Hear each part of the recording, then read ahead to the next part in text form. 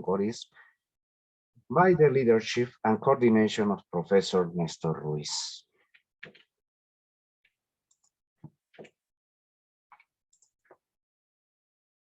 This is the overview of my communication. First, I expose the meanings of explicit and implicit language policies for this study.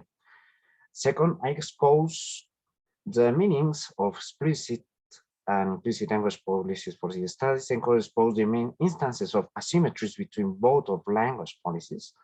Third, I mention the research problem and questions. Fourth, I talk about the methodology and the results. At the end, I mention the conclusions.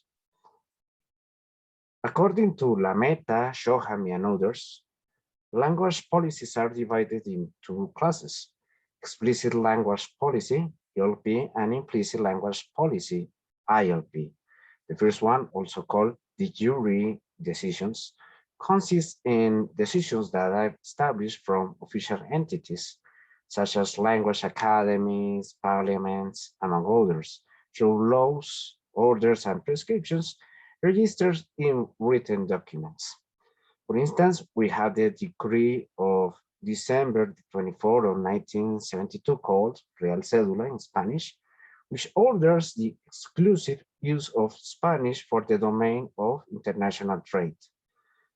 Moreover, the laws 153 of 1887 and 35 of 1888, which established the forced use of Spanish by indigenous communities through the presence of Catholic missionaries in the territories of Caqueta. The photo illustrates the process executed on Huitoto community in 1923 by Capuchin monks.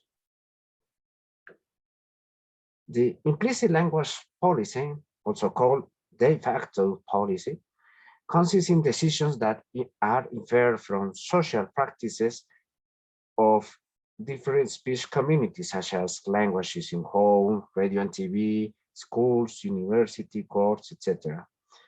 For instance, if we review the laws of independent state of Samoa, a Polynesian island country, two languages are considered officials, Samoan and English. However, the last one is the only language which is used in formal education, business, radio, and TV. In states such as New Mexico or Arizona, or Spanish colonies, you could speak in Spanish with authorities, although there is no law that allows or forbids it.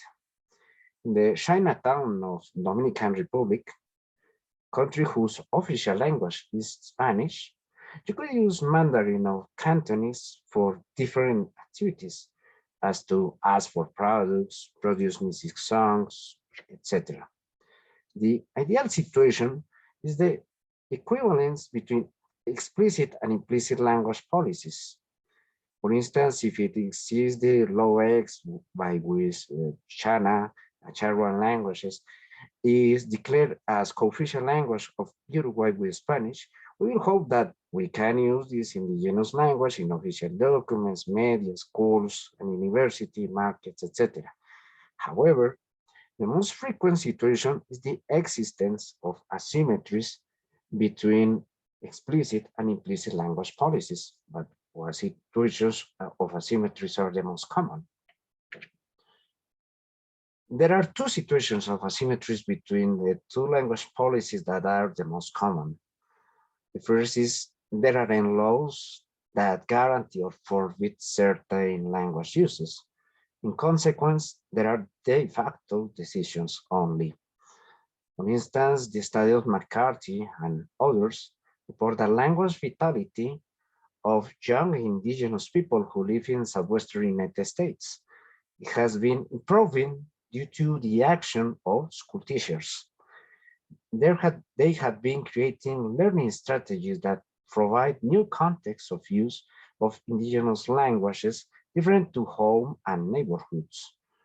The consequences are that language attitudes gradually changed respect to Navajo and Piposh, from negative to positive, and the three indigenous languages are used for presenting homeworks.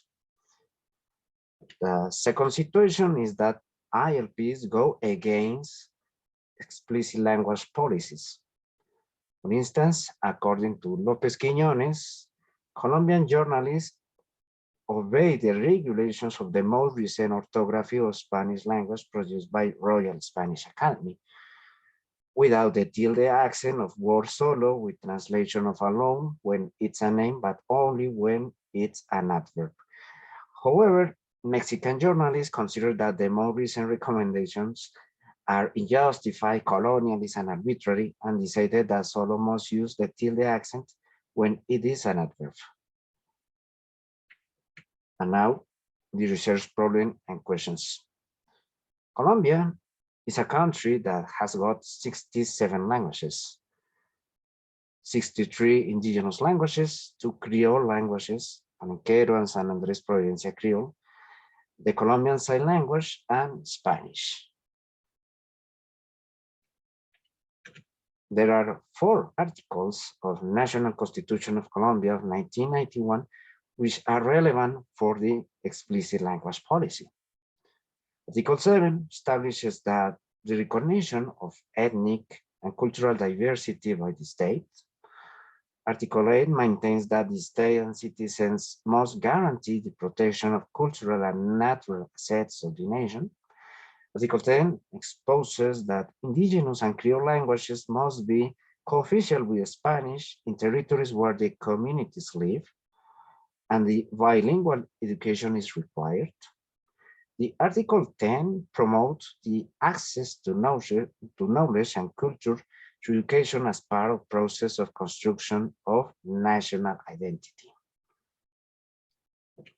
The most recent explicit language policy is the Law 1381 of 2010 for Indigenous Languages of Colombia. This document promotes the development of regional bilingualism, Spanish and indigenous language in various domains, such as school and university, linguistic landscape, radio and TV programs, and the presence of languages in legal documents. Also, this law demands the generation of reports of sociolinguistics vitality every 10 years. We have now the essential aspects of the explicit language policies in Colombia. Stimulus for bilingual use of Spanish and indigenous language seems to be clearly mentioned in those texts, but those 2 questions arise. First, what are the implicit language policies that could be identified in indigenous communities of Colombia? And the second, what is the degree of asymmetry between explicit and implicit language policies in indigenous communities of Colombia? And now the methodology. I use secondary sources, data from different classes of documents such as reports of vitality languages, recent language descriptions, studies of language contact, and studies of applied linguistics related to indigenous communities. 3 or more sources per language. The languages from which we have got most sources are 6, distributed in 5 zones. Cauca Department with Nasa-Yuwe, an isolated language. Guajira Department with Wayunaiki and Arawak language. Pacific Zone with Embera, a Choco language.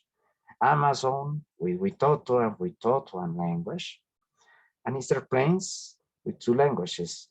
First, Sicuani, a Guajibo language spoken between Meta and Casanare departments, and Tinegua, other isolated language.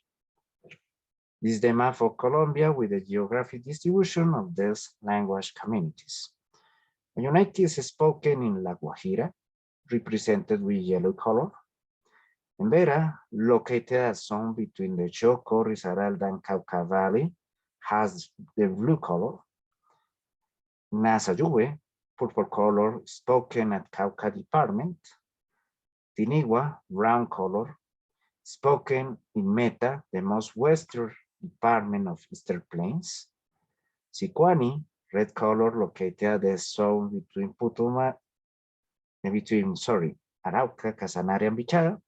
And Witoto, the green color, located at the zone between Putumayo and Amazonas departments.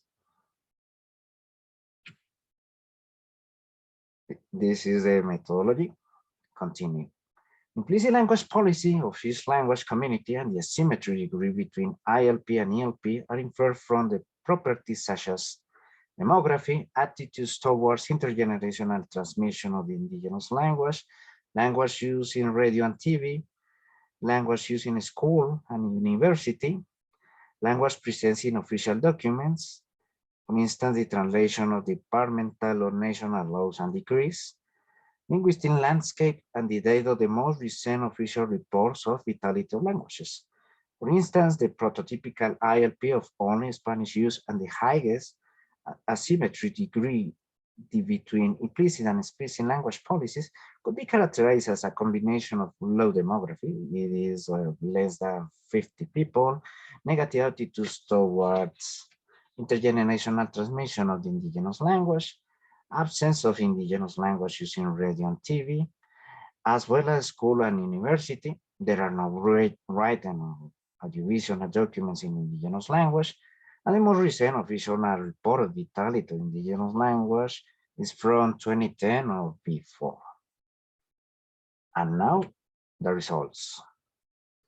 As regards demography, Guayunaiki is spoken by approximately 140,000 people, Nasayube near to 120,000 people, Embera approximately 50,000 people, Sikwani near to 20,000 people, Witoto approximately 8,000 people, and Tinigua unfortunately just one person, Sixto Muñoz with 95 years old. Respect to attitudes towards intergenerational transmission of the indigenous language, Sixto Muñoz reports that neither his children nor his grandchildren wanted to acquire or learn Tinigua. Witoto, Guayunaiki, and Sikwani parents are apathetic as to this property. It is the parents could have some interest to transmit the indigenous language to their children, but they don't have high expectations of language maintenance with just this action.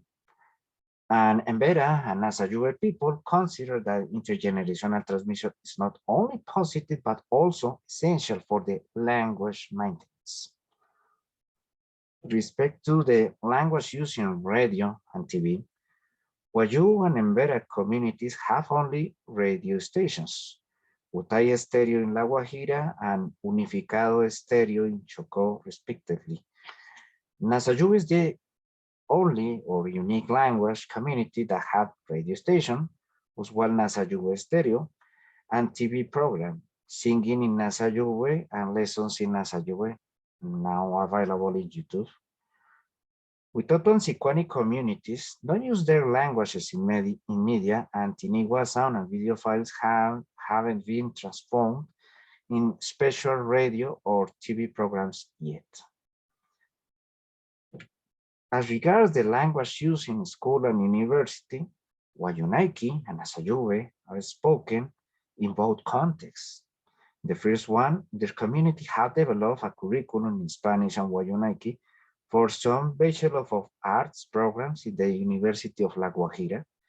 Even the journal called Entre Textos of this university allows abstracts and titles of articles in this indigenous language.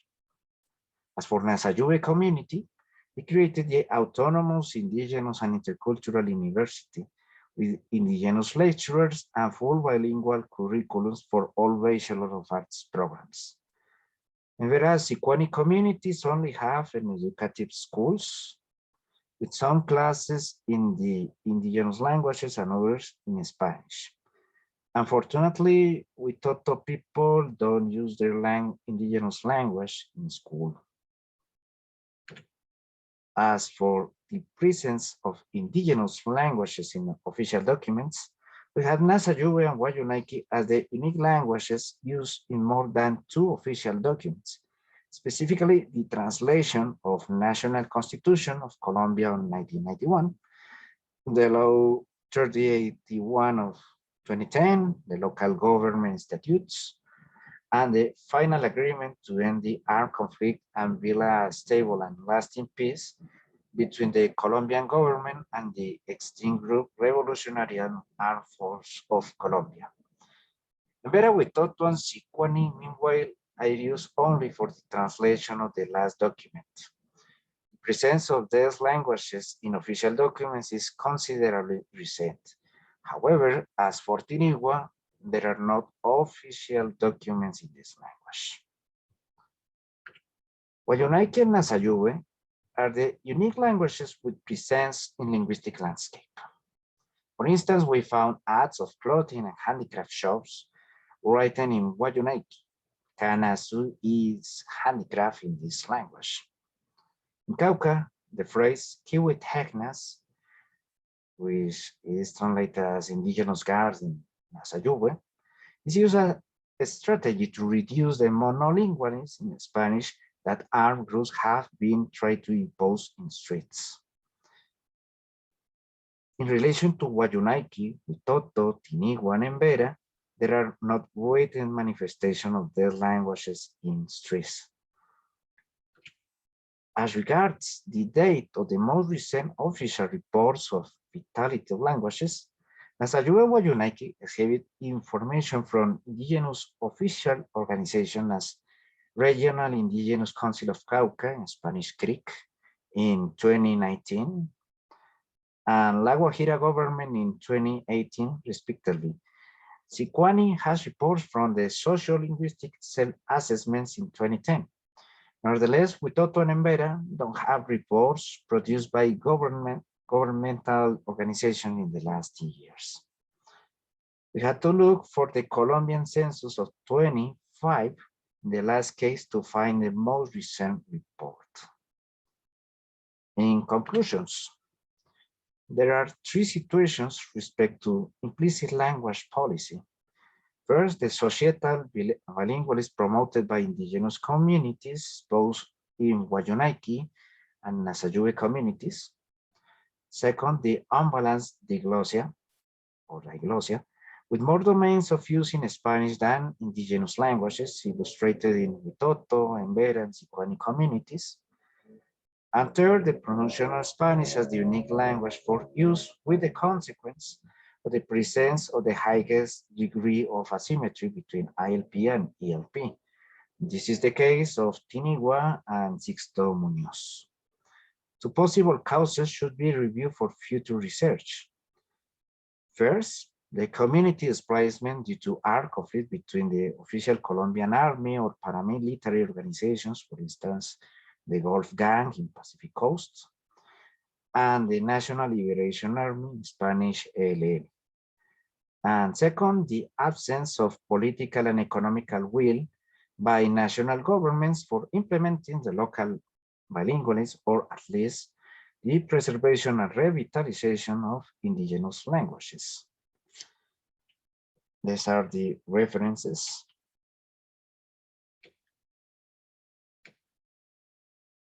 And thank you very much. Thank you, Mr. Diaz, for the presentation. Are there any questions? Yes, Andrei Alexandrovich.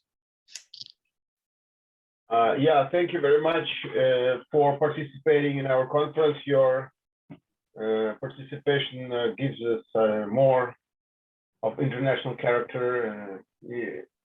In fact, expanding our scope to the whole continent of South America. And I have one clarification question on your slide. At some point you said that you reported some kind of survey about attitudes towards intergeneration transmission.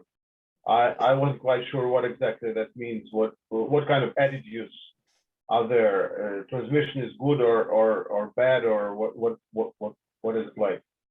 Okay. The attitudes toward intergenerational transmission of the indigenous language are related to questions such as, do you agree if you could transmit your indigenous language to your children by home? Do you agree if your children learn some contents in your indigenous language in school? Do you agree if your children must speak in your indigenous language at future? Do you agree if their grandchildren want to learn your indigenous language? And the answers could be from positive to negative, or the option near positive or negative. Some answers in the case, for instance, the Wayunaiki communities is related to Wayunaiki is a good language. More people speak Wayunaiki in La Guajira. Fantastic. However, if Wayunaiki communities has to go to Bogota, the capital of Colombia, what relevance has the Wayunaiki in this city? There are problems of money in this case. However, the national governments recently has developed the new campaign called "If you speak an indigenous language and you constitute a collective organization called Cabildo, government sends money to you." This campaign is mostly recent. Unfortunately, we expect that this campaign could change. This is the not so hope attitudes by Wayunaiki community. However, it's necessary to review at future the results of this campaign. The more recent survey about intergenerational transmission of the indigenous languages in the case of Wayunaiki from 2018, but the campaign is created in 2020. Some parents consider that oh, Wayunaiki is very good, but only in La Guajira. If I transmit my Wayunaiki language to my children, the language is very useful in La Guajira. However, if my children want to be in the cities such as Bogota or Medellin, Wayunaiki could be a not good resource for use in those cities. Therefore, the main consequence is the attitudes toward intergenerational transmission of the indigenous language. In these cases, sometimes near positive or negative, or sometimes a little more negative than positive in this case. Thank you, Mr. Diaz. Thank you, Andrei Alexandrovich. Unfortunately, Olga Anatolievna, we have no time. You can discuss it later, please. So thank you, Mr. Diaz. And our next presentation will be introduced by Nina Zdorova, Olga Parshina, Anna Artemova, Maria Khudyakova, Olga Dragoy. Please, the floor is yours. Thank you very much for this introduction. Well, actually, I'll be the only speaker from our team, even though you're totally right, the research group was quite big. So let me share my screen in a moment.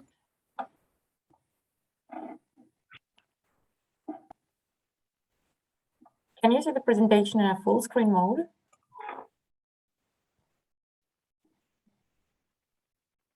Yes. Yes, it's right? And you don't have those Zoom boxes. It's all right, right? It's all right.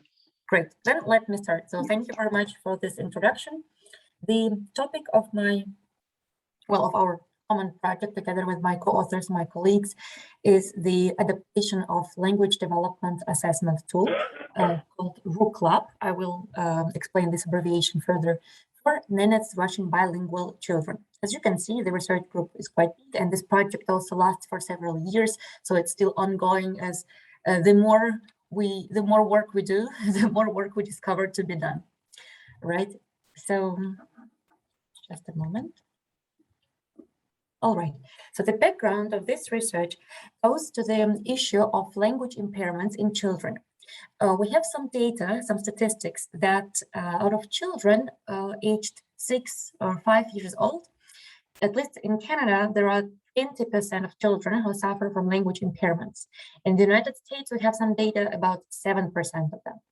And this means that, well, language impairment is already quite an issue. It has to be diagnosed in children and at early ages as possible. And normally, in order to diagnose language impairments, standardized assessment tools are used. Unfortunately, in Russian, there are not that many standardized assessment tools to assess that language development or also language disorders, impairments, or some issues, to detect those issues, right? Most of all, they're done in English, and some also quite big languages like Spanish and German and Russian. There are some of them. The interest, the one which is of interest to us is the test that was created for several years ago in our lab in the Center for Language and Brain in Moscow. And this is called the Russian Child Language Assessment Battery, shortly called RuCLAB, right? That's what this abbreviation stands for. It has been recently developed, and we already collected some data, some normative data for Russian, but we have to emphasize that originally this assessment battery was standardized in Russian monolingual children who lived in quite big cities in the European part of Russia. For example, in children living in Moscow, in Volgograd, in Sochi, Nizhny Novgorod. So those are quite big cities, right? And as I said, only European part of Russia. So this means that even though this test is aimed to cover that gap with assessment tool for Russian, right? This test still does not take into account some language variation, some Russian language variation across regions and across cultures in Russia, right? And so we want also to dwell upon this issue, language variation and cultural specificity. And as we will discuss already for several days in this conference, Russia is quite diverse and multicultural country. We investigated the region with the Yamalo-Nenets region. We can see it on the slide where it is located on the Russian territory. And this region is also quite unique as the population, and by this, I mean, I'm talking now about children, right? Adults, of course, as well. They imply the same groups, but the group of our interest are children. So we have quite diverse situation. On the one hand, there are still children who pursue their parents' nomadic lifestyle, and we assume that those children are Nenets monolinguals, or at least Nenets dominant bilingual. So they might speak some Russian to different extents, some of them more, some of them less. And on the other hand, there are Russian speaking monolingual children, or again, we are not 100% sure that they're only Russian monolinguals. They might be also Russian dominant bilinguals, and they might be able to speak some Nenets. For example, if they still have like a grandmother who speaks Nenets to them, so they might still get some input of Nenets as well, even if they don't speak it, for example. So, and at the same time, there's a completely different realia, right? So linguistic realia and just different environment, nomadic lifestyle, and then living in a town or a village. And what happens when children are 6 or 7 years old? They enroll in a school and they all start learning together. And the school of our interest, like where we collect data, was the school which you can see on the slide in this picture. It's a public school in the village Yarsale, such a locality which is located here. You can see it on the slide as well. So they all start learning together. Unfortunately, there is no preschool preparation or any like kind of integration for children now, even though it used to be. And the school is completely with Russian instruction. So today we already listened to talk about Basque country, where they can even choose, right, whether instruction will be fully in Spanish, 50-50 in Spanish and Basque. So in this case, there is even no choice, because the rules are like obligatory across all Russia, right? So it is a school, a Russian school with Russian instruction. And of course, we might already assume that there are some difficulties, first of all, for the bilingual children, as they are just placed in completely unusual environment, both like social and linguistic one. But also, it's a good question that it's not only now that a mixed group, but it's also relevant to implement those language development assessment tools in primary school, when teachers and parents, they also have to assess the language development of the children, right? Maybe even divide them into some groups, or understand what the difficulties are, what the gaps are, in order to focus on the certain methods or on certain issues, right? And our study aimed to adapt this Russian assessment battery for the Yamal-Nenets region. And in this case, I'm talking about region, not yet about bilinguals, right? We see that this adaptation should be done in two big steps. So first, it's a pilot test of the original version of the battery in Russian-speaking monolingual children from the Yamal-Nenets region. And only then, when we detect some gaps for monolingual children, maybe due to the Russian variation in the region, they will deal with the test differently than children from the European part, right? We might detect some difficulties and probably substitute some inadequate stimuli and some inadequate cultural stimuli based on this pilot test results, right? And in today's talk, I'm presenting only the first step of this long process. So we collected data of, well, unfortunately, quite small group that we had only 9 typically developing Russian monolingual children, aged 6 to 8 years old, in the locality Yarsali, which I have already shown you, right? What we have done, so all children were also tested, were assessed with a nonverbal intelligence test, which is Raven matrices. They are used quite often in any assessment studies. And then we suggested children to perform the Russian speech, the Russian child language assessment battery. I'm going to describe these materials of the battery a little bit more, so that you have a better understanding of what tests, what kind of tasks we used, right? So this battery consists of 11 subtests in total. Each of them has 24 stimuli, except for sentence label. For sentences, there were only half of them, 12 sentences, not 24. Measurements were to detect accuracy based on this binary, like binary scale, 1 or 0. Sometimes reaction time was also recorded, for example, in comprehension tests. And also for qualitative analysis, we detected a type of error. And what's important about the test, it's quite a complex test, right? It targets not only one certain domain or one certain task, it covers both domains, comprehension and production, and goes across all language labels, starting from phonological, going through lexical, syntactic, and discourse one. So this, you can see all the subtests named here on the slide, right?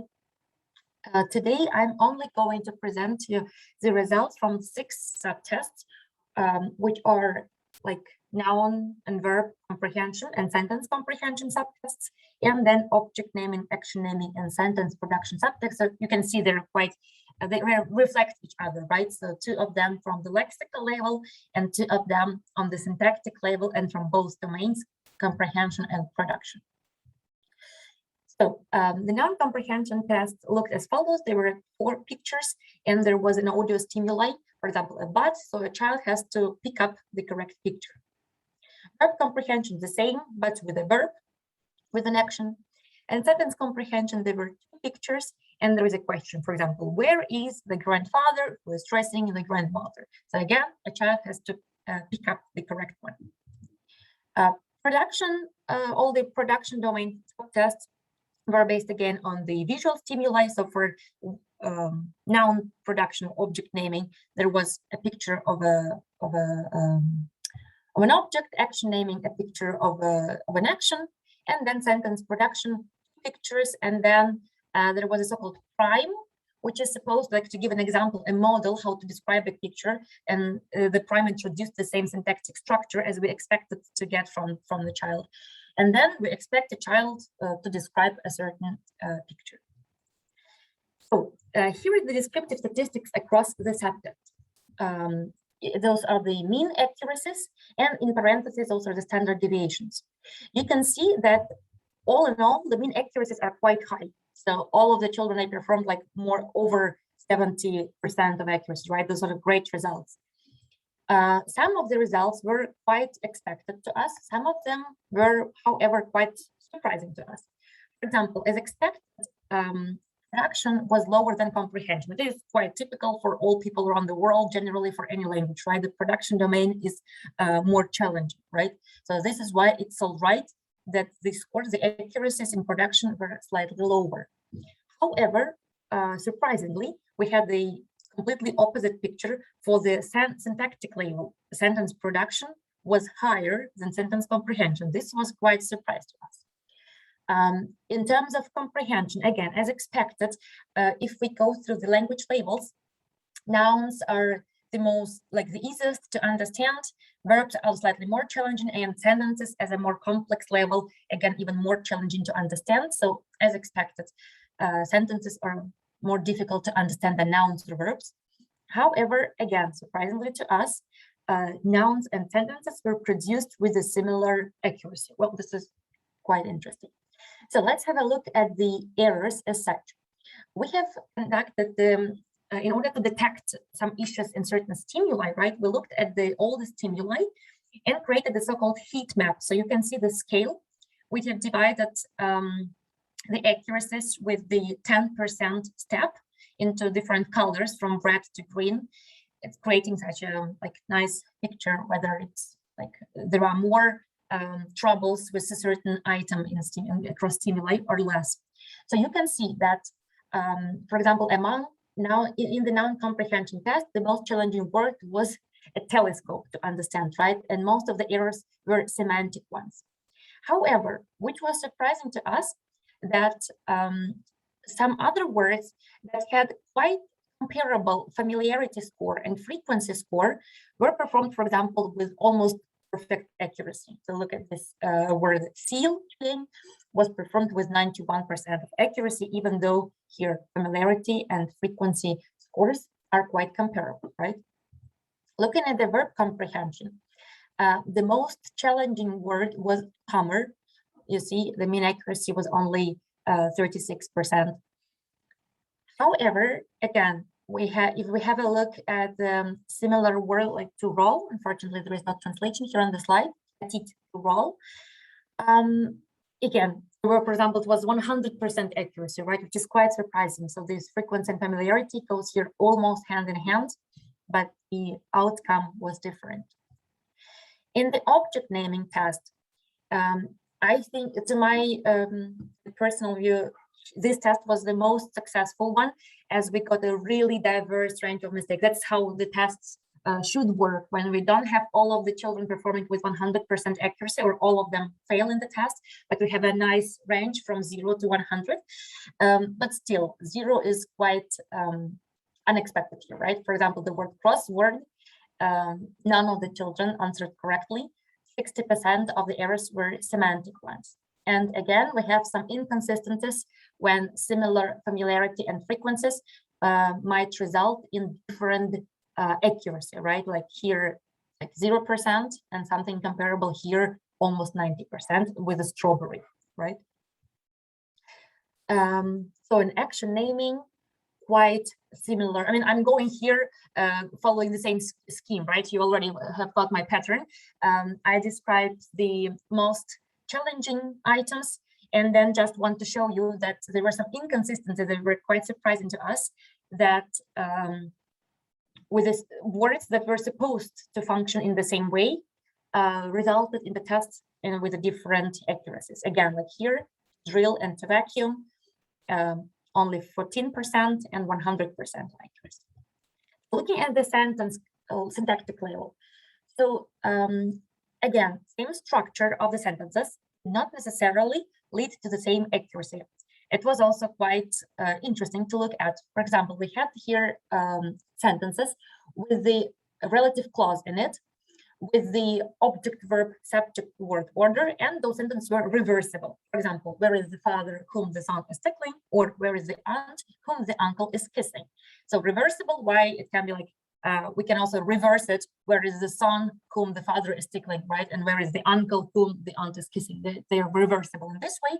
Complexity in both cases was 2. So on the scale from 1 to 3, where 1 is the easiest one and 3 is the more complex one. But you see, accuracies have like 50% difference, right? And here, even quite simple sentence with a direct subject, verb, object, word order, like where the goat pulling the cow, where the cat teasing the dog, and also such a huge difference in the mean accuracies. However, what we have noticed, like a nice pattern, that all the sentences with the complexity 1, so the easiest one, simple sentences, were answered with 100% accuracy across all children. And finally, I hope I'm still in time, the error analysis in sentence production demonstrated that out of sentences with a grammar mistake, the majority of them had the structure with like preposition and the reversible structure. Like here you can see on the slide the examples. The girl is putting the pen in front of the ruler. The uncle is placing the box on the barrel. The aunt is putting a bag in a basket. So with this prepositional phrase. And among the grammatical errors, the most frequent ones were either argument omission or a wrong verb form. And so I have also indicated it with a bold inscription. So to sum up, as expected, comprehension was better than production. It's fine, right? However, it didn't work like this on the syntactic level. Then we had greater accuracy cost was associated with low frequency, right? So like logically, those words like to drill or a crossword, they have a low frequency in Russian. So of course, then the accuracy cost was quite high. However, again, it worked like this, not always. So frequency and familiarity measures did not always explain the error distribution. We expect that the main issue was not even in the frequency or familiarity scores, but probably in different socio-cultural realia. As I mentioned, right, the RuCLAB was standardized in the European part of Russia. And the most common errors were the semantic ones. So what we're planning to do is to substitute some stimuli based on the results we've got, but we have to be really careful with this point, as we can't just take all of the so-called unsuccessful items and replace them with other words, because probably those so-called unsuccessful items would be a good indicator of some language development issues, right? So we have to be sure whether it is an indicator of just different social cultural realia, or it is an indicator of some issues in language development. Then we're going to run an approbation study in Russian monolingual children in the Nenets region, and only after that a pilot study in bilinguals, right? And then probably already like for the next step in the work would be extending the battery with Nenets materials as well. So thank you very much for your attention. I'd be happy to answer your questions if you have any. Thank you very much, Nina Stanislavna. So time for questions. Олеся Ханина.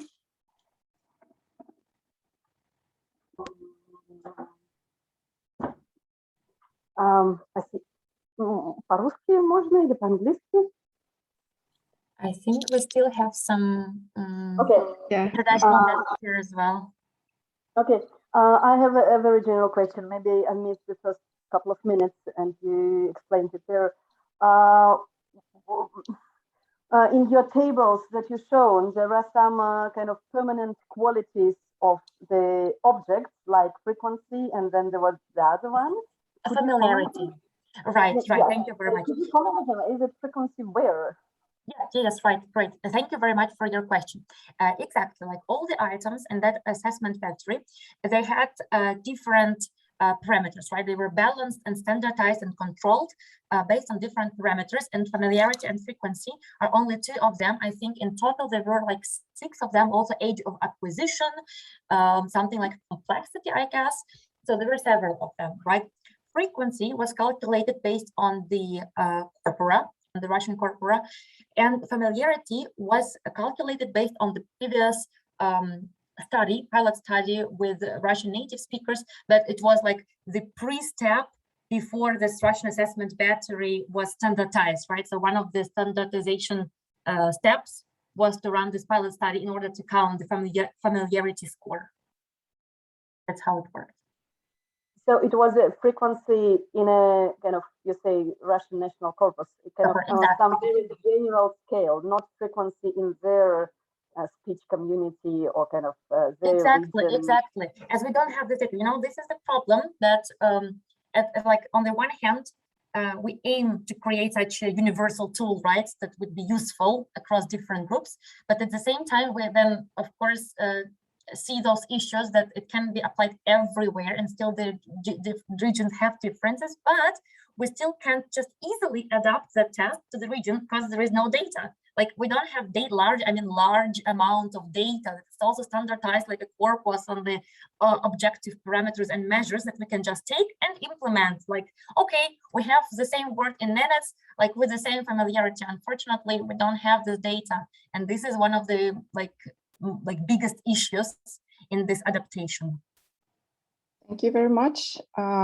You are having a very good discussion, so we need to give some time to other participants. Andrei Alexandrovich, you're welcome. Yeah, thank you very much for your very interesting talk. I think I have a comment. You mentioned at the beginning that these kinds of tests were originally developed in the United States and generally North America. I've been doing linguistic field work in Alaska for a long time. It's a part of the United States, and when being there, I saw how these or similar kinds of tests, formal tests, were applied to local children in an ethnic community, and I had an impression that it was very problematic from many points of view. So before you start adapting your test to the Nenets population, which definitely is a great idea to adapt them somehow, you might consider also some cultural differences. For example, those native kids that I saw in the school, they were not used at all to the situation of testing. So they scored very lowly, and very serious inferences were made, including medical ones. And I don't think they were always grounded. Sometimes they were, but sometimes it was quite clear to an external observer like myself that the tests were completely inappropriate for this kind of setting. I just wanted to share this experience with you. Thank you very much, Andrei Alexandrovich. I think that your experience is indeed a really, really great one. It demonstrates perfectly the difficulties, what we also already discovered, and which I think we're going to discover even further. But I think that's always this clash. Like, we're going to implement those tests with the best intentions, right? Because we have all still to create something to assess somehow or to detect those issues in language development. But the problem is how to make it in a fair way, right? It should be a fair play for everyone, and it is the most difficult task to do, especially when we have to have an objective measurement like frequency, familiarity, age of acquisition, etc., etc. So it is quite challenging. And thank you very much for sharing it with this Alaska population. So I guess those tests failed, right? Yeah. Well, okay. Unfortunately. Thank you very much, Nina, for your presentation, and all the participants for this interesting discussion. And our third presenter is Aisha Rahal from Pazmani Peter Catholic University on language policies in Tunisia. Okay, good morning, everyone. Thank you very much. Okay, I'm going to share my screen.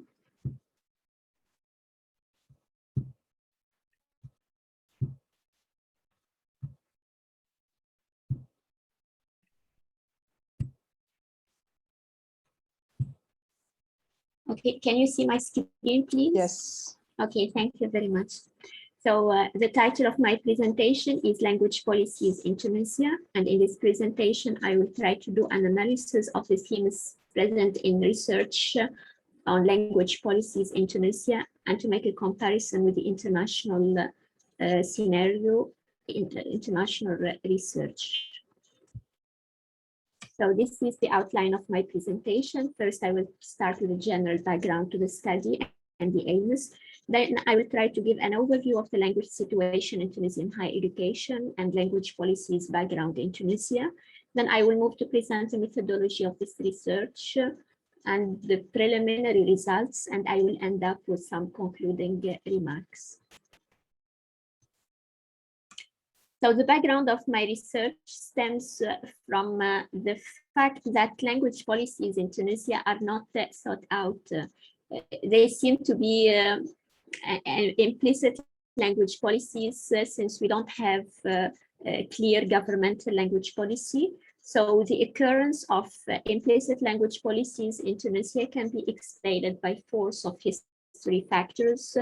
We can say that it is imposed by the post-colonial situations, mainly for economic or political reasons. And we'll see later on the dominance of the French language. So the aims of this presentation are to identify the most recurring themes, themes in the Tunisian research on language policies, and try to identify similarities between research on language policy in Tunisia and research at the international level in other countries. So the language policy situation in Tunisia, mainly in Tunisian higher education, because I'm talking in this presentation about research, about publications, etc. So in higher education, we have three languages. We have Arabic, which is used as the language of instruction, mainly for the Arabic language and literature, Islamic studies, history, and philosophy. We have French as the dominant medium of instruction in higher education. It is used as the language of instruction for all sections in higher education. And we have English, which is taught as a compulsory subject. But recently, English has become a medium of instruction into Tunisian, into Tunisian higher education institutions. And in higher education, we have also other languages which are taught as optional subjects, such as Spanish and Chinese. So the language policy situations was characterized by the typology of bilingualism, in which Arabic is used as the language of instruction and French as the dominant language of instruction. So we have the policy of Arabization, that is the promotion of the Arabic language, and we have the policy of the preservation of the French language as the language of the Francophonie. And we have recently, as I said, English was integrated as the language of instruction. So we can see that we have another language policy in Tunisia, which is demonstrated in the promotion of English. So language policy is defined as, or can be defined as rules regarding the states of languages. They are official language policy texts or official policy texts, texts that include regulations and decisions regarding the teaching of languages, for example. So this study tries to address these two research questions.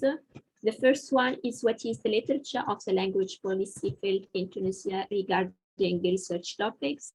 The second research question is, what are the differences between the themes explored in Tunisia and in other countries? So in order to answer these two research questions, I tried to select some journals.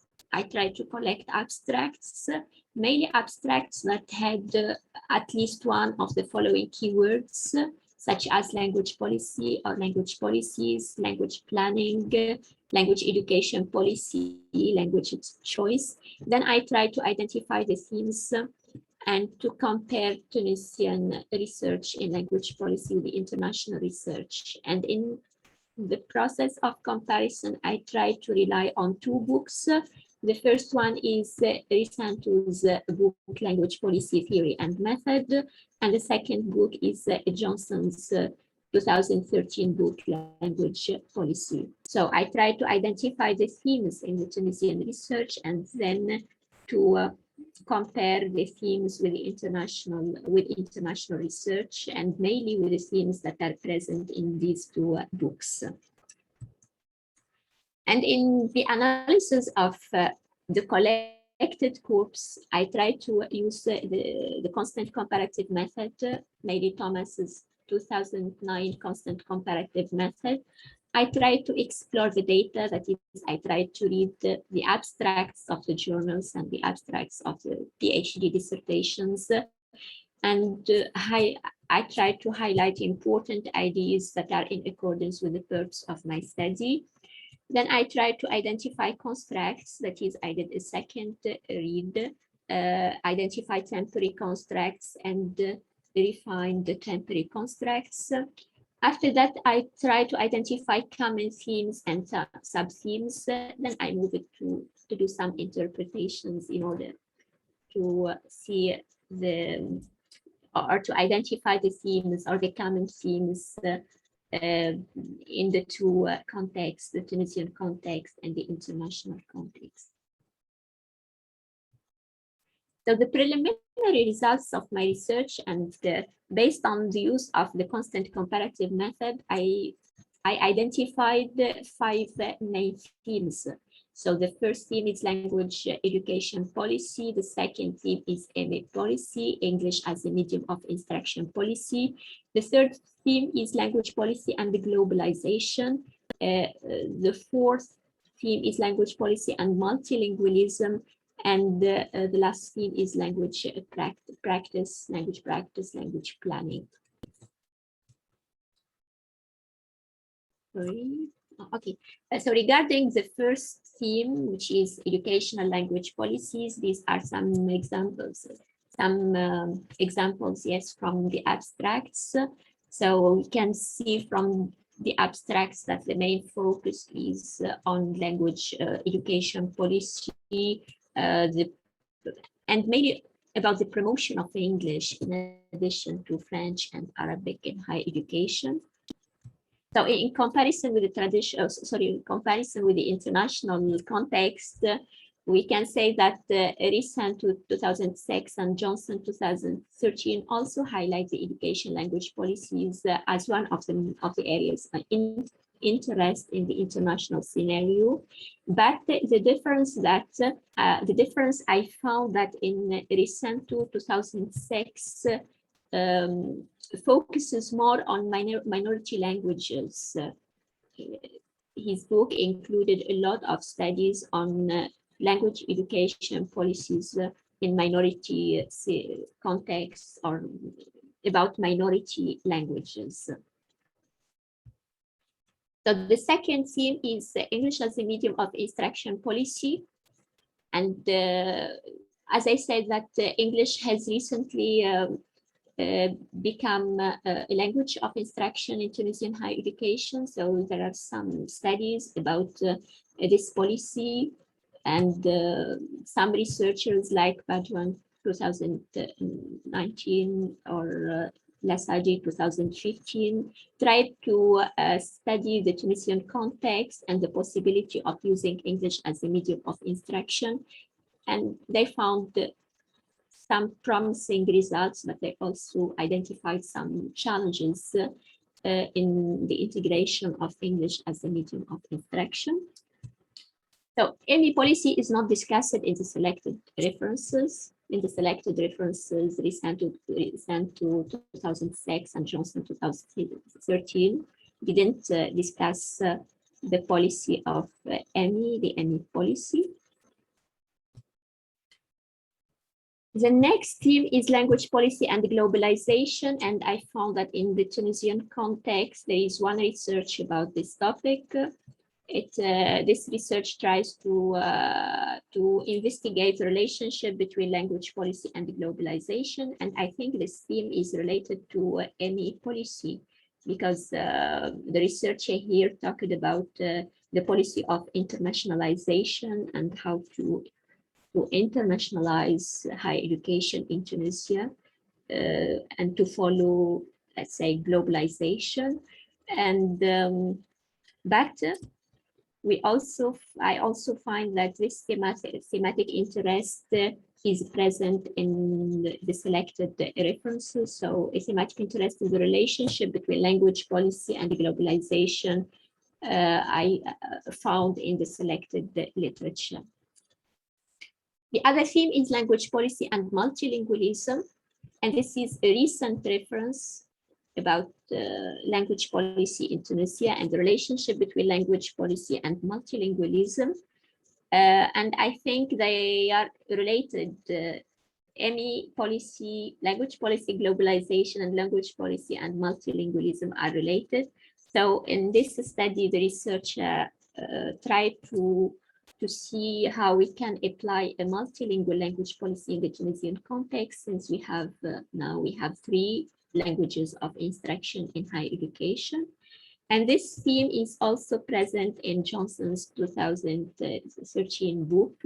He discussed language policy and multilingual education and the possible or the ways to use or to integrate multilingualism in language policy, mainly in the context of global English. Nowadays, we have word English as a lingua franca. How we can create a new multilingual language policy that can take into account the multilingual aspect of English. So the other theme is language practice, and I found this theme in one of the research about the Tunisian context. It's recent research published in 2020. And in this research, Parshina tried to study the Tunisian context and language practice in Tunisia, and she relied on media here, Facebook groups, in order to identify language choice and the preference of Tunisia regarding language choice and their attitudes regarding the use of the 3 languages, Arabic, French, and English. In the international scenario, language policy and planning is indeed a topic of interest, and it is discussed in Risento's 2006 book.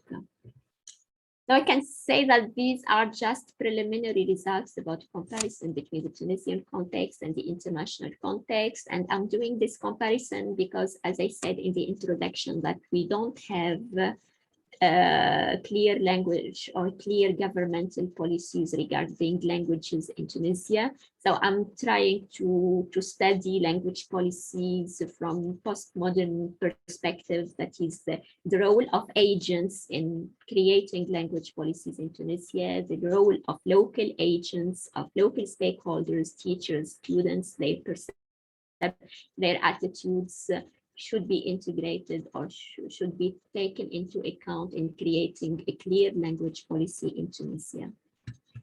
So based on the results and based on the comparison between the Tunisian research and the international research, we can see here that ME is not discussed. ME policy is discussed in other research, but in the selected references is not discussed. And in the international research, I found that they discussed minority education, they discussed language policy and identity, and language policy and postmodernism. And the common themes between the Tunisian context and the international context are language education policy, language policy and globalization, language policy and multilingualism, and language practice and planning. So to conclude, I can say that these are just the preliminary results. It's project, it's a part of my PhD dissertation. And in this study, I tried to identify or to give an overview of the recurring themes in language policy field in Tunisia and try to compare the Tunisian research with the international context. So the preliminary results demonstrate that there are 5 themes, there are some common themes. But in my analysis, I'm planning to study these themes and to relate them into to relate them to history, that is to study the themes that discussed before the Tunisian Revolution, before 2011, and the themes that are discussed after 2011, or the themes that are developed after 2011. I think that there is a need for more studies in language policy, language policies, language policy and identity construction. And mainly, I'm planning to focus more on postmodern approach to language policy, the role of agency in creating language policy. Thank you very much for your attention. Thank you very much, Aisha Rahal, for your presentation. Are there any questions on language policy in Tunisia?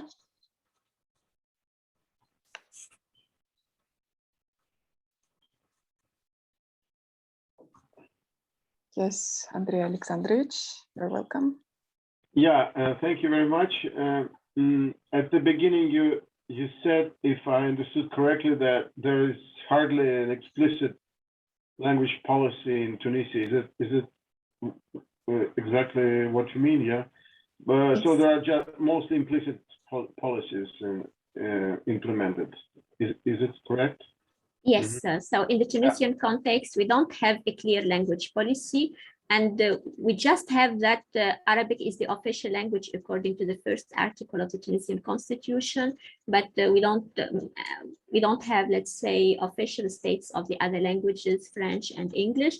But in the social context, we can see that, and the educational context, we can see that French is the dominant language, and there is no let's say, new regulations about the promotion of English. That's why I said that there is an ambiguity here. Policymakers in Tunisia didn't put it clear to say what is the second language, what is the third language. There is, let's say, a doubt about French and English in Tunisia, and this can be explained by the Francophonie and the dominance of French and the French colonialism and the language of the colonialism in Tunisia as a Francophone country. And could you tell something about policies towards Berber languages? I understand there are some Berber languages or dialects in Tunisia. What's their status? Yes, sir. So in Tunisia, we have Arabic or modern standard Arabic as the official language of the country. And then we have the Tunisian Arabic, which consists of regional dialects. Yes, as you said, there is Berber, but it is spoken in a very small part in the the southeast of Tunisia, but they are minority, so we don't have, let's say, institutionalization of the Berber language in Tunisia, in the Tunisian context, and we don't teach Berber language. And even Berber people there in Tunisia, they speak Arabic as well, so they speak the official language of the country. Thank you. Thank you very much.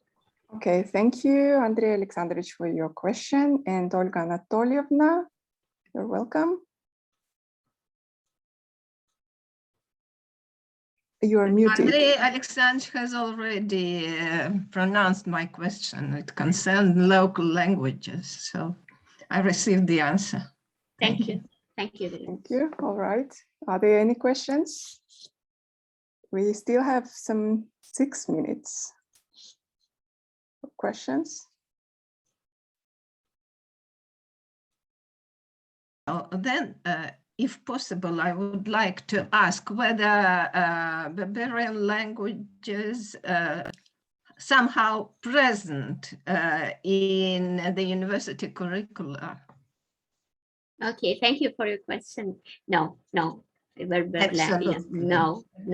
And I can say that there is, yeah, I can say that Berberian or Berber language is normally the original language of North Africa. It's the original language of Tunisia. But when Islam came to North Africa, it brought Arabic, and Arabic becomes the official language there.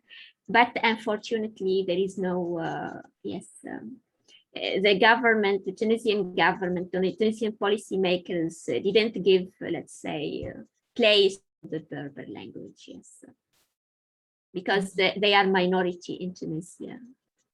Yes, Berber people are minority in Tunisia as compared to Algeria and Morocco. I went to Morocco in December 2018 to participate in a conference there, and I was surprised because there are a lot of research about the Berber language there.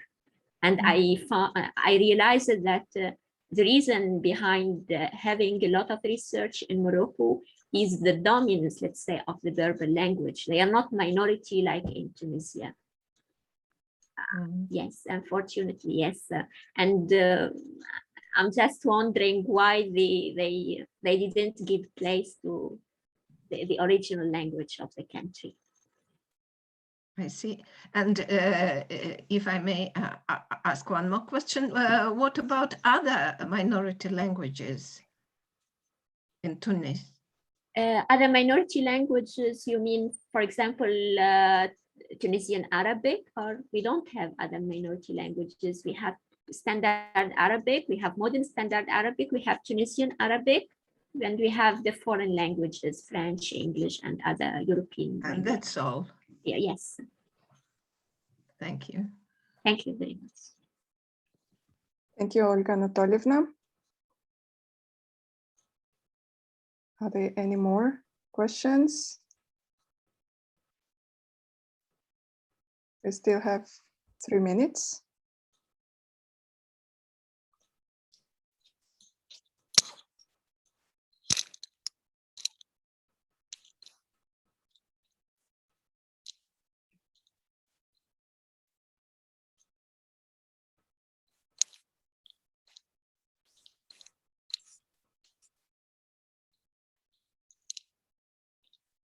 So if there are no questions, may I ask one? So this is the part of your dissertation? Yes, it's a part, Right. yes, of my dissertation. My dissertation, I will rely on different different methods, data collection methods. And one of the data collection methods is desk research. That is, I need to study previous published research on language policies in Tunisia and try to identify the themes and we discuss the topics in those researches. Thank you. Well, and if we still have a minute, what about languages at school? Could you tell us anything about that? What languages are present at school? Yes, at schools, yes. So we have in primary and secondary schools, we have Arabic and we have French and we have English. English in schools is taught as a compulsory subject for all sections, for all pupils. French is used as a subject and it is used as a medium of instruction mainly for scientific subjects, for physics, mathematics, chemistry, life science. And Arabic is used as the language of instruction for the Arabic language, for history, geography, philosophy. These are the 3 main languages. And we have optional languages like Spanish and I think Chinese. And, yeah, and standard Arabic, yes, classical Arabic.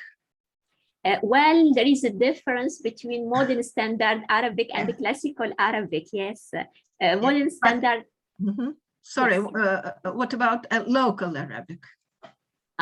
Tunisian Arabic, yeah. Tunisian Arabic is not taught in schools at universities. We just speak Tunisian Arabic in daily life. And but there are many research about Tunisian Arabic. Many research, yes, in English about Tunisian Arabic, the differences between regional dialects and the identity about these dialects, etc. At the level of phonology, at the level of vocabulary, because it differs from one region to another in Tunisia regarding the pronunciation and the use of some vocabulary. And there are a lot of research about this. Thank you very much. Thank you very much, Olga Anatolievna and Aisha Rahal, for your presentation and all the best in writing your dissertation. The next and closing presentation is by Alexander Artamonov, Nora Arutyunyan, Anastasia Grigorieva, Arina Kosareva. And now we go from Tunisia to Chukotka Autonomous Okrug. You're welcome.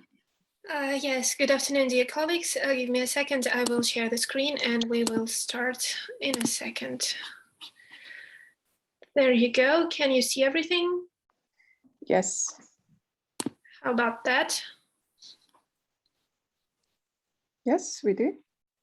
Perfect. I hope there is no screen with the speakers. I'm trying to. Okay. Nastya, it's your turn. Go on. Okay, thank you. Good afternoon once more. We are very glad to see you all here. Today we're going to present our research that addresses the issue of the minority languages in Chukotka Autonomous Okrug. Here is the plan of our presentation. First of all, we will give a brief description of the region and the methods of our research will follow.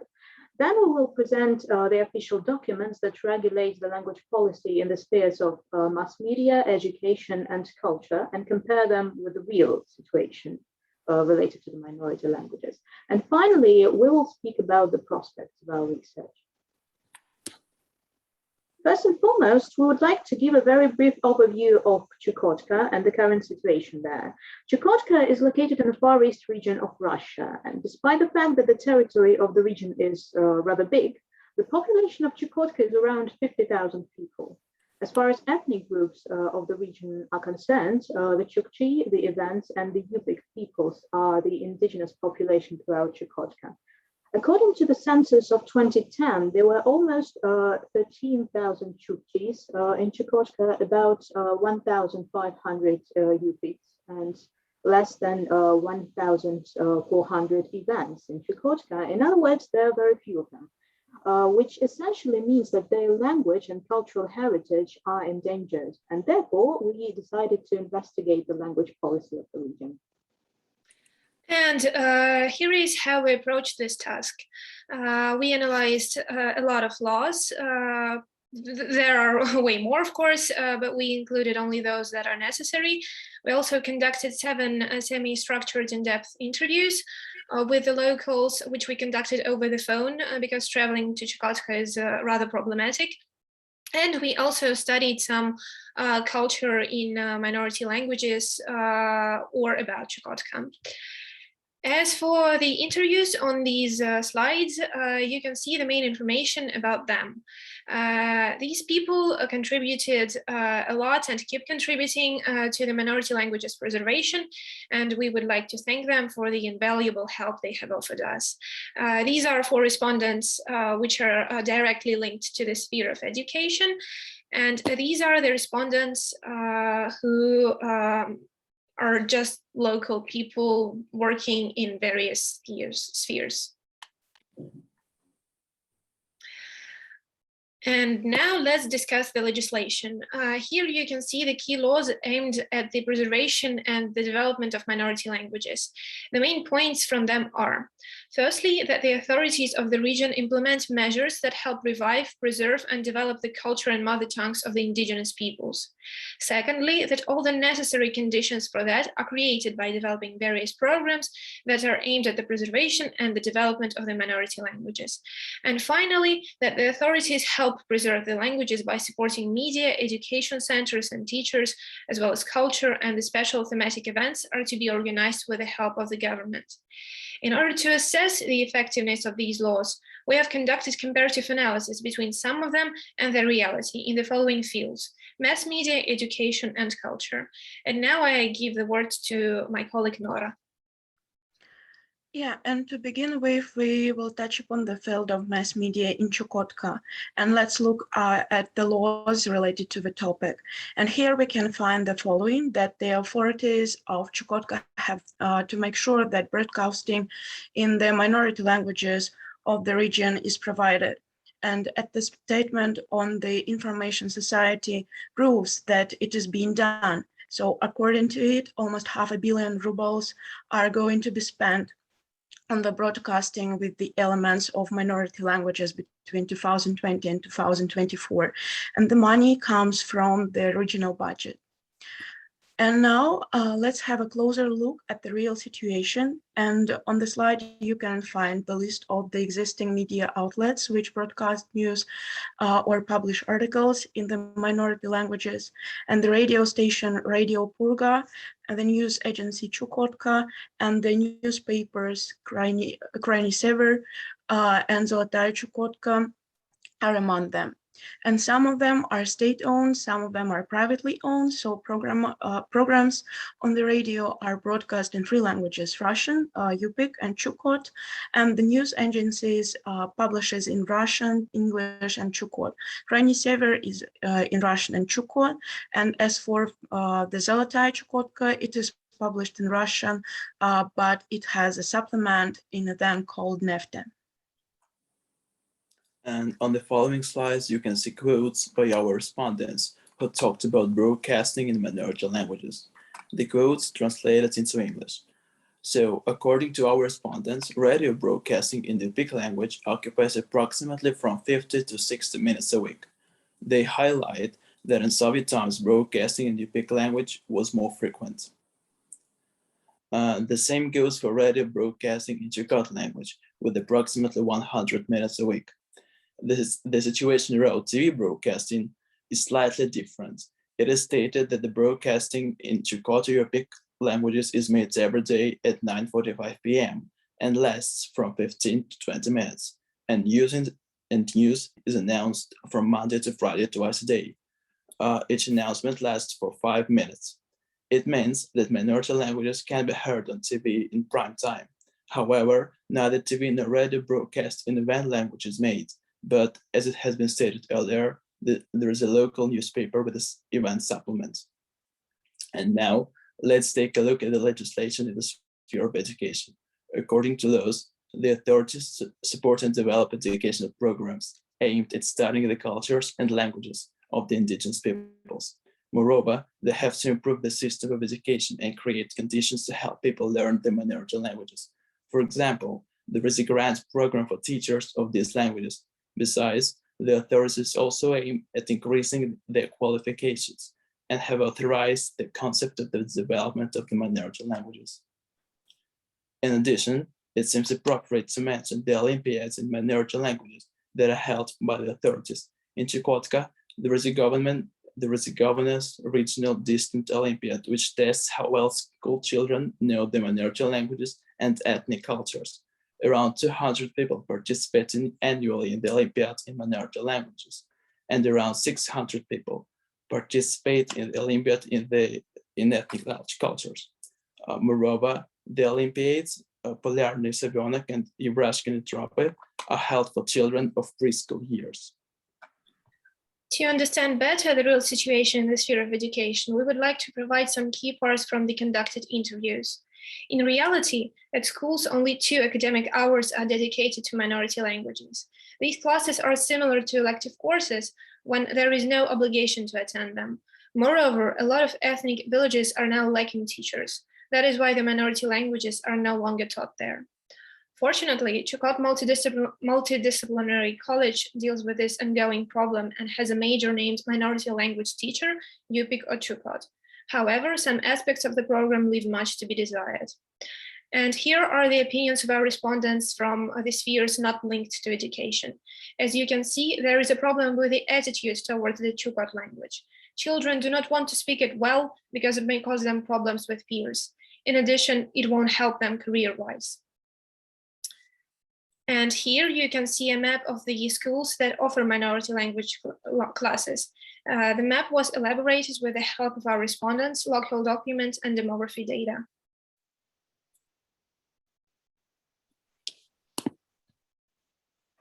And finally, let's move on to culture. To have a clearer picture of the cultural aspect, we have decided to make a compilation of educational literature, fiction, animation, music, and other materials in each of the 3 minority languages. As we have time restriction, we won't be able to speak about all of the materials, but we'll introduce you to some of the materials related to literature, cinema, and music. However, before we delve into the compilation, we would like to say a few words about the law in the cultural sphere. According to the law, the authorities provide their support for publishing literature in the minority languages. Furthermore, the authorities aim at preserving the ethnic identity of the indigenous people. They organize various events dedicated to language learning and culture preservation. Besides, they provide grant support for cultural projects, including those that are linked to the minority languages and their popularization, among young people especially. Finally, they intend to increase the use of the minority languages and cultural sphere throughout the region. The following slides demonstrate some of the literature sources in the languages of Chukotka that we have found. Some of them are fiction, written by famous local authors. Some of them are translations from Russian. Speaking about literature, there is a rather interesting detail. All the books in the languages used in Chukotka Autonomous Okrug are not printed in Chukotka. They are published in other regions of the country, for instance, in the Magadan Oblast or in St. Petersburg, which makes the process of book production more complicated. Besides, most of the fiction books that exist today are rather old. It might signify that there are very few contemporary authors with a deep knowledge of Chukot, Ivan, or Yupik. We have also made a list of textbooks and dictionaries in each language, and you can find all the textbooks on the slides. We would also like to pay attention to the fact that some of the manuals are published by the regional non-governmental organization Родное Слово, or simply Native Word, which specializes in the Chukot language. Apart from that, there are some interesting educational videos, YouTube channels, and websites for minority language learners made by enthusiasts.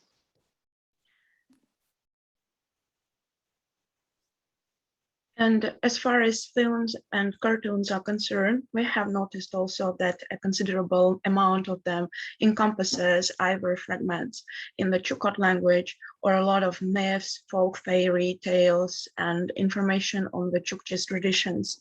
And the number of films in other two languages, even in Yupik, is slightly lower, but still some cartoons based on old fairy tales of the indigenous peoples of Chukotka can be found, and as well as non-professional YouTube videos and audio recordings of some stories of real life episodes. And the majority of the films and cartoons are supported by the regional authorities one way or another way. And nonetheless, some of them are made by the general public and not professionals. And another significant aspect is that there are a couple of film festivals dedicated to the cinematography of Chukotka. For instance, the International Arctic Festival, Golden Raven, that is held annually in Anadyrь and supported by the government of Chukotka. And the creative documentary laboratory, Chukotka, I Love You, that has been established by film enthusiasts and supported by the government of the Russian Federation. And the existence of such events means that many people are still interested in the culture and languages of the Chukotka region. And our compilation also includes some information about the native music, dances, and performers, as well as some videos. And here we would like to specifically mention the folk holiday of the sun that is called Nuringek, which means big dance holiday. And on the slide, you can see some pictures with people performing their rite devoted to this holiday. Last but not least, COVID-19 has shown the need to spread anti-corona messages in various languages. There are colorful anti-COVID posters in the Yupik language with translations to Russian and English that demonstrate all the necessary steps for virus prevention. It is necessary to highlight that these posters were elaborated with the help of the University of Northern Iowa. All in all, it appears as if a lot is done in the sphere of culture, and our respondents confirm this. Despite COVID-19, some events are held, and overall it seems enough. The sphere of education, however, appears to be the most problematic. Nonetheless, when I asked the respondents to give me some examples of the cultural events in the region, it took them a long time to answer. Perhaps COVID restrictions are the reason. So where does this all bring us? From our point of view, not enough is being done in this sphere. Let's take mass media as an example. There is definitely a lack of government support of local radio stations, TV programs, and printed media. If people hear very little of the minority languages every day, why would they learn them? Thus, in our opinion, the use of minority languages can be promoted to a greater extent through the mass media, and as a result, the popularity of the languages is going to increase. As for education, it seems that the laws are comprehensive enough. They do not touch upon, they all do touch upon the education of both children and teachers, and the authorities claim to give enough support to educational institutions that teach minority languages. It can be concluded that, of course, the authorities make attempts to popularize the minority languages and improve the quality of education. However, it is obvious that the language policy in education also requires close attention, because there are no proper programs for studying in Chukotka, Ivan, and Yupik, as well as ethnic cultures and traditions. Ivan and Yupik can be considered as endangered due to such reasons as the lack of qualified teachers, outdated books and textbooks that should be modernized and altered according to the new standards, and the system of education that still lacks clear structure, we can say. All the mentioned reasons lead to ineffective minority language education. And talking about culture, it appears as if the authorities indeed do a lot in this sphere to promote and preserve the minority languages. But yet locals do even more. For example, they make YouTube courses and print textbooks and manuals. And since language activism occurs, it makes us believe that the support the authorities claim to provide is not enough. And it is true. Even the anti-COVID posters in Zipik were made with the help of the American university, but not the local authorities. And respondents confirm our doubts. They argue that the authorities might make more effort in preserving minority languages because non-profit organizations need help and financial support. However, we may be too critical of the authorities of Chukotka. Today, we have shared with you the results of the research that is still in progress. Look at the plan we're going to realize in the future. So we're going to conduct more interviews with the locals, and especially with the ones that are not linked to education or mass media. We would like also to travel to Chukotka and conduct field research, just to make sure that the languages are living in this in city. There are street signs, there are ads, there are any other kinds of visual information in the minority languages. And we would like to study the language policy of the USSR and compare it with the current policy. Thank you for your attention, dear colleagues, and you're welcome to ask us any questions, and we will try to answer them to the fullest. Thank you very much for your presentation. So are there any questions?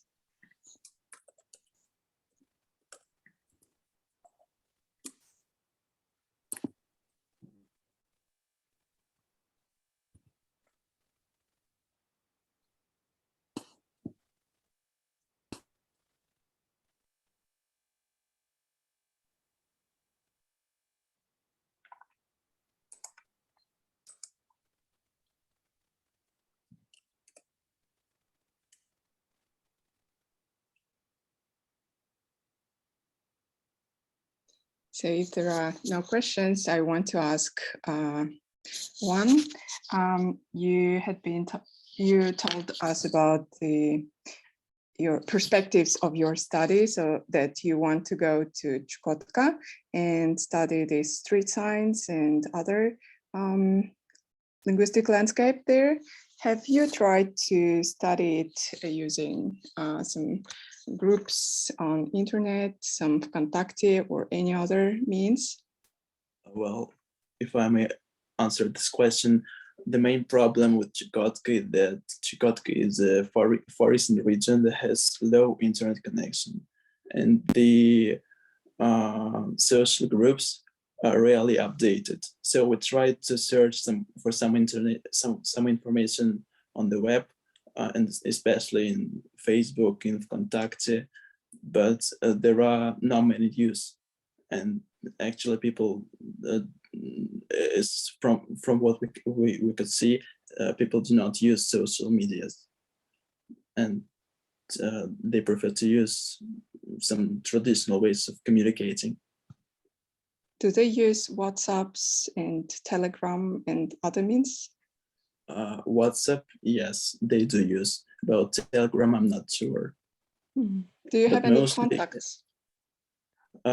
Yes, of course, because we have conducted interviews with the locals, but we had to call them on the phone, not via the video call, not via the conferences, because it's one of the most cheapest ways of talking with people. I see. Thank you. Any questions? Oh, Camilo Diaz has a question. Do you want me to read it or you can ask yourself? The role of activists could be important in these communities. Are there young people less than 30 years old or older? He is asking you. Yes, if I may answer, from all the data we have gathered, most activists are older people because youngsters don't feel like they need to preserve the language. It won't help them in their career. It won't help them anywhere. So they prefer to learn Russian and use it every day. It is old people, the elder generation, sorry, who try to preserve the languages through local activism, through local language activism, or via creating some events and afterwards asking government for support. Thank you. Thank you, Camila Diaz, for your question. And I wanted to ask you about the following question. So there are no younger people, but do these elder people teach their children and try to involve their children or grandchildren into it? If I may answer, well, there are two ways of popularizing languages among elderly people. The first is a traditional way of giving the language to the families, to the sons, to the grandsons and granddaughters, to the nephews, and so on. And and sometimes it works because sometimes younger generation shows interest to these languages, especially Chukotka. And the other way of popularizing these languages is creating some chats, some group chats in WhatsApp, for example, because one respondent, I remember, told me that she had created a group chat in WhatsApp for people to communicate only in Yupik language. And it was made for youngsters, especially for about 20 years, 23 years old. But these people could rarely answer any questions or could rarely type any message in Yupik because according to them, they are shy of their knowledge, of their poor knowledge of the language.